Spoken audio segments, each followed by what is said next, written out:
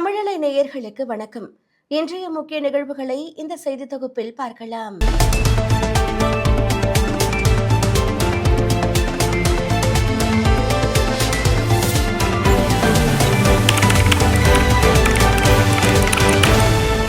திமுக கூட்டணியில் நீண்ட இழுபறிக்கு பிறகு மார்க்சிஸ்ட் கம்யூனிஸ்ட் கட்சிக்கு 5 தொகுதிகள் ஒதுக்கப்பட்டுள்ளது. தமிழக சட்டப்பேரவை தேர்தல் ஏப்ரல் 23ஆம் தேதி நடைபெற உள்ளது. திமுக சார்பில் கூட்டணி கட்சிகளுக்கான தொகுதி பங்கீடு பேச்சுவார்த்தை பிப்ரவரி 22ஆம் தேதி தொடங்கி நடத்தப்பட்டு வருகிறது. காங்கிரசிற்கு 28, இந்திய கம்யூனிஸ்ட் 5, மதிமுக 4, முஸ்லீம் லீக், மமகவிற்கு தலா 2 இடங்கள் ஒதுக்கப்பட்டுள்ளன. இதர கட்சிகளுடன் திமுக பேச்சுவார்த்தை நடத்தி வருகிறது. மார்க்சிஸ்ட் கடந்த முறை போட்டியிட்ட 6 தொகுதிகளை கேட்டது. ஆனால் கூட்டணிக்கு புதிய கட்சிகள் வந்துள்ளதால் 5 தொகுதிகள் மட்டுமே வழங்க முடியும் என்று திமுக தெரிவித்தது. இதனால் இழுபறி நீடித்த நிலையில் தொடர் பேச்சுவார்த்தைக்கு பிறகு மார்க்சிஸ்ட் கட்சிக்கு 5 தொகுதிகள் ஒதுக்கப்பட்டன. இதற்கான ஒப்பந்தம் கையெழுத்தானது. இந்தியாவிடம் கச்சா எண்ணெய் கையிருப்பு எவ்வளவு உள்ளது என்பது குறித்து தற்போது மத்திய அரசு விளக்கம் அளித்துள்ளது. மாநிலங்களவையில் இந்தியாவிடம் கச்சா எண்ணெய் கையிருப்பு எவ்வளவு உள்ளது என்று எழுப்பப்பட்ட கேள்விக்கு மத்திய பெட்ரோலியம் மற்றும் இயற்கை எரிவாயுத்துறை இணையமைச்சர் சுரேஷ் கோபி எழுத்துப்பூர்வமாக பதில் தாக்கல் செய்தார். விசாகப்பட்டினம், மங்களூர், படூர் ஆகிய இடங்களில் அவசர காலத்தில் பயன்படுத்திக் கொள்வதற்காக 53 லட்சம் டன் அளவிற்கு கச்சா எண்ணெயை சேமித்து வைக்க முடியும். அதை கச்சா எண்ணெய் விநியோகம் பாதிக்கப்பட்டாலோ அல்லது விலைவாசி உச்சம் தொட்டாலோ அந்நேரத்தில் 9.5 நாட்களுக்கு பயன்படுத்த முடியும். தற்போது அங்கு 3/2 மடங்கு கச்சா எண்ணெய் இருப்பு உள்ளது. கச்சா எண்ணெய் இருப்பை கையாளும் ISPRL நிறுவனத்திடம் தற்போது 30 லட்சம் மெட்ரிக் டன் கச்சா எண்ணெய் கையிருப்பு உள்ளதாகவும் அவர் தெரிவித்தார்.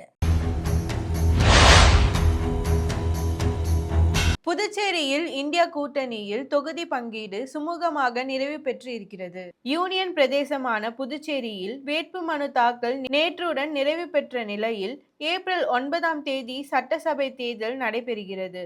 இந்தியா கூட்டணியில் தொகுதி பங்கீட்டில் சிக்கல் நீடித்த நிலையில் 30 தொகுதிகளிலும் திமுக, காங்கிரஸ் கட்சியினர் மனு தாக்கல் செய்தனர்.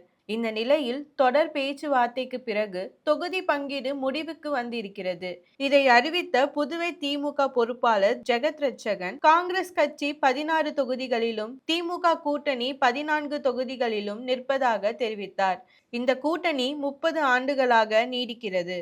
திமுகவுக்கு ஒதுக்கப்பட்டுள்ள 14 தொகுதிகளில் கூட்டணி கட்சிகளுக்கு நாங்கள் தொகுதிகளை பகிர்ந்து கொடுப்போம் என்று தெரிவித்தார். நேற்று காலையில் சவரனுக்கு ரூபாய் 7,600 குறைந்த தங்கம் மாலையில் ரூபாய் 5,360 உயர்ந்திருந்தது. இந்த நிலையில் இன்று மீண்டும் தங்கம் விலை சவரனுக்கு ரூபாய் 2,720 அதிரடியாக குறைந்து உள்ளது. சென்னையில் இன்று ஆபரண தங்கம் கிராமிற்கு ரூபாய் 340 குறைந்து 1 கிராம் ரூபாய் 13,000ற்கும், சவரனுக்கு ரூபாய் 2,720 குறைந்து 1 சவரன் ரூபாய் 1,04,000ற்கும் விற்பனை செய்யப்படுகிறது. அதேபோல் வெள்ளி விலையும் இன்று குறைந்து உள்ளது. அதன்படி கிராமுக்கு ரூபாய் 10 குறைந்து 1 கிராம் ரூபாய் 240க்கும், கிலோவிற்கு ரூபாய் 10,000 குறைந்து 1 கிலோ பார் வெள்ளி 2,40,000ற்கும் விற்பனையாகிறது. வீட்டு உபயோக சமையல் எரிவாயு சிலிண்டரின் எடையை 14.2 கிலோவிலிருந்து 10 கிலோவாக குறைக்க உள்ளதாக தகவல் வெளியான நிலையில் தற்போது இதுகுறித்து மத்திய அரசு விளக்கம் அளித்துள்ளது. மேற்காசிய நாடுகளில் நிலவும் போர் பதற்றம் காரணமாக எரிவாயு தட்டுப்பாடு ஏற்படலாம் என்றும் அதை சமாளிக்க எண்ணெய் நிறுவனங்கள் சிலிண்டரின் எடையை குறைக்க திட்டமிட்டு உள்ளதாகவும் செய்திகள் பரவிய நிலையில் இது முற்றிலும் வதந்தி என்று மத்திய பெட்ரோலிய அமைச்சகம் விளக்கம் அளித்துள்ளது. சிலிண்டர் எடையை குறைக்கும் திட்டம் ஏதும் அரசிடம் இல்லை என்றும் பரப்பப்படும் செய்திகள் அனைத்தும் வெறும் யூகங்களே என்றும் தெரிவிக்கப்பட்டுள்ளது. மேலும் வீட்டு உபயோக சிலிண்டர்களுக்கு எவ்வித தட்டுப்பாடும் ஏற்படாத வகையில் போதிய இருப்பு உள்ளதாகவும் 14.2 கிலோ சிலிண்டர் விநியோகம் வழக்கம் போலவே தொடரும் என்றும் மத்திய பெட்ரோலிய அமைச்சகத்தின் இணை செயலாளர் சுஜாதா சர்மா தெரிவித்துள்ளார். சாத்தான்குளம் தந்தை மகன் கொலை வழக்கில் 9 போலீசாரும் குற்றவாளிகள் என நீதிமன்றம் தீர்ப்பினை வழங்கியிருக்கிறது. தூத்துக்குடி மாவட்டம் சாத்தான்குளத்தை சேர்ந்த ஜெயராஜ், அவரது மகன் ஃபெனிக்ஸ் ஆகியோர் 2020ஆம் ஆண்டு கொரோனா காலத்தில் கைது செய்யப்பட்டு காவல் நிலையத்தில் கடுமையாக தாக்கப்பட்டனர். இதில் இருவரும் உயிரிழந்தனர். மற்றவர்கள் மீதான கொலை வழக்கு விசாரணை நடத்தப்பட்டு 9 பேரும் குற்றவாளிகள் என்று நீதிமன்றம் தீர்ப்பளித்தது. தண்டனை விவரம் வரும் 30ஆம் தேதி வெளியிடப்படும் என்று நீதிபதி தெரிவித்தார். நீதிமன்றத்தின் இந்த தீர்ப்புக்கு பல்வேறு தரப்பினரும் வரவேற்பு தெரிவித்துள்ளனர். ஈரானில் உள்ள மின் நிலையங்கள் மீதான தாக்குதல் 5 நாட்களுக்கு நிறுத்தி வைக்கப்படுவதாக அதிபர் ட்ரம்ப் தெரிவித்துள்ளார். ஈரான் மீது இஸ்ரேலும் அமெரிக்காவும் நடத்தி வந்த தாக்குதல் நேற்றுடன் 24வது நாளாக நீடித்தது. இந்த சண்டையை முடிவுக்கு கொண்டு வரும் வகையில் ஈரான் அமெரிக்கா பேச்சுவார்த்தை நடந்ததாக கூறப்பட்டது. இந்த சூழலில் ஈரானின் மின் உற்பத்தி நிலையங்கள் மற்றும் எரிசக்தி கட்டமைப்புகள் மீதான அனைத்து ராணுவ தாக்குதல்களையும் 5 நாட்களுக்கு நிறுத்தி வைக்குமாறு அமெரிக்க அதிபர் ட்ரம்ப் உத்தரவிட்டுள்ளார். ஆனால் பேச்சுவார்த்தை நடக்கவில்லை என்று மறுப்பு தெரிவித்துள்ள ஈரான், அதிபர் ட்ரம்ப் சரணடைந்து விட்டதாக கூறுகிறது. ஹார்முஸ் நீரிணையை மீட்க அமெரிக்கா தரைவழி தாக்குதலை நடத்தினால் பாரசீக வளைகுடாவில் உள்ள அனைத்து வழிகளிலும் கன்னி வெடிகள் பதிப்போம். 1980இல் கடல் கன்னி வெடிகளை அகற்ற மேற்கொள்ளப்பட்ட முயற்சிகள் தோல்வியில் முடிந்ததை உலகம் மறக்கக்கூடாது என்றும் ஈரான் எச்சரித்து உள்ளது. திருச்சி ஸ்ரீரங்கம் அரங்கநாத சுவாமி கோவிலில் பங்குனி திருவிழாவான பிரம்மோற்சவம் இன்று கொடியேற்றத்துடன் தொடங்கியது. ஸ்ரீ நம்பெருமாள் அதிகாலை 3:15 மணிக்கு கருவறையிலிருந்து புறப்பட்டு துவஜாரோகண மண்டபத்தை அடைந்தார்.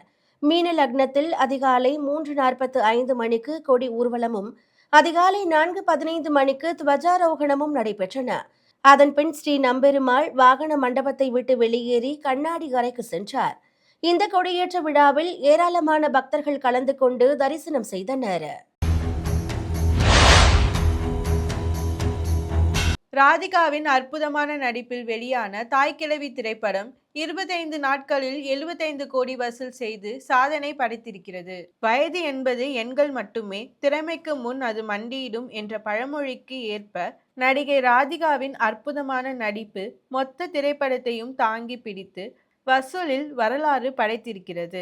இயக்குனர் சிவகுமார் முருகேசன் இயக்கத்தில் நடிகர் சிவகார்த்திகேயன் தயாரிப்பில் வெளியிட்ட தாய்க்கிழவி முன்னணி ஹீரோ இல்லாத படமானாலும் 25 நாட்களில் 75 கோடி வசூலை எட்டியிருக்கிறது. கிராமத்து தாயாகவும் பாட்டியாகவும் ராதிகாவின் அபாரமான நடிப்பு தியேட்டர்களுக்கு ரசிகர்களை தொடர்ந்து வர செய்து சாதித்திருக்கிறது. மேலும் செய்திகளுக்கு தொடர்ந்து இணைந்திருங்கள் தமிழலை செய்திகளோடு. நன்றி, வணக்கம்.